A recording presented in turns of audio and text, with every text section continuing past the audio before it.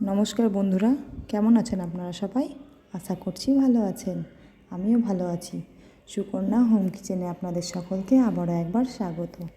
গ্রামে যেভাবে টক বানাই না, সেইভাবে আমি আজকে আপনাদের সঙ্গে শেয়ার করব। ভালো লাগলে অবশ্যই লাইক কমেন্ট শেয়ার করবেন। তো চলুন, টক বানানোর জন্য যে উপকরণগুলো লাগবে সেইগুলোই আগে দেখে নিই। লাগছে কচু, লম্বা লম্বা করে আলু কেটে নিয়েছি, আর বেগুন, বড়ি, দুটো কাঁচা লঙ্কা আর টমেটো।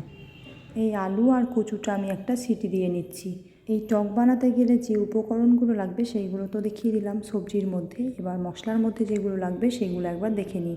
লাগছে লবণ, চিনি, হলুদ, পাঁচফোড়ন আর কাশ্মীরি লঙ্কার গুঁড়ো, আর লাগছে তেঁতুল।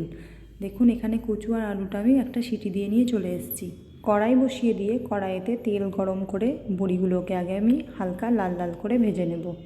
বড়িগুলো ভাজা হতে থাক, ততক্ষণে আপনারা বলুন আমার ভিডিও কে কোথা থেকে দেখছেন। ভালো লাগলে অবশ্যই একটা লাইক করবেন, কমেন্ট করবেন, আর আমার চ্যানেলটিকে সাবস্ক্রাইব করে আমার পাশে থাকবেন। অল নোটিফিকেশানটি কিন্তু একদম অন করতে ভুলবেন না। তো দেখুন, বড়িগুলো ভাজা হয়ে গেছে। এবারে ওই তেলের মধ্যে বেগুনগুলোকেও আমি হালকা ভেজে নিচ্ছি।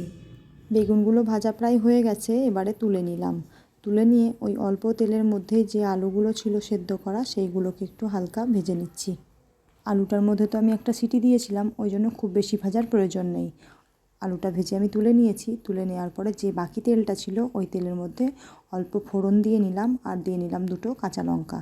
কাঁচা লঙ্কা ফোড়ন খুব ভালোভাবে হালকা নেড়ে নিয়েছি। নেড়ে নিয়ে টমেটোটাকে দিয়ে তার উপরে হলুদ দিয়ে নিচ্ছি। হলুদটা টমেটোটা খুব ভালোভাবে আমি নাড়িয়ে চাড়িয়ে একটু মিশিয়ে নিলাম।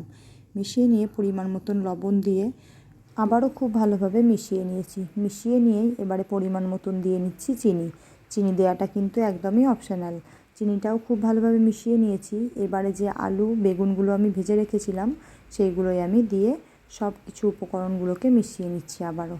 এখানে এবার পরিমাণ মতন দিয়ে নেব কাশ্মীরি লঙ্কার গুঁড়ো। এখানে 1 চা চামচ মতন আমি কাশ্মীরি লঙ্কার গুঁড়ো অ্যাড করছি।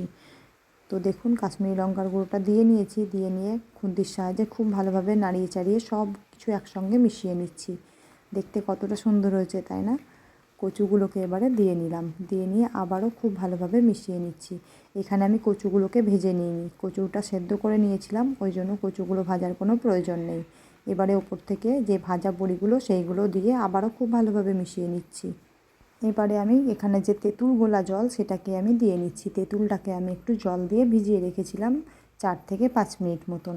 ভিজিয়ে নিয়ে যে কাঁচটা আমি সেটাই বের করে নিয়েছি। বের করে নিয়ে এটা উপর থেকে হালকা জল দিয়ে মিশিয়ে নিয়ে ছড়িয়ে দিলাম।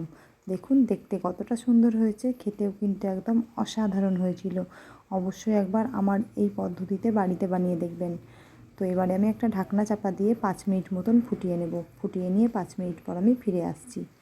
5 মিনিট আমার হয়ে গেছে। এবারে ঢাকনা খুলে দেখুন কতটা সুন্দর হয়েছে, তাই না? অবশ্যই একবার এইভাবে কিন্তু বাড়িতে বানিয়ে দেখবেন, আর আমাকে কমেন্ট করে জানাতে একদম ভুলবেন না। তো চলুন, আমি এটা সার্ভ করে দিচ্ছি। গরমকালে এই কচু আলু বড়ি বেগুনের টক কিন্তু খেতে একদম অসাধারণ লাগে। তো চলুন, এখানেই ভিডিওটা আজকের মতন শেষ করছি। দেখা হবে আবার নতুন কোনো ভিডিওতে। ততক্ষণে আপনারা সকলে ভালো থাকবেন, সুস্থ থাকবেন। ধন্যবাদ।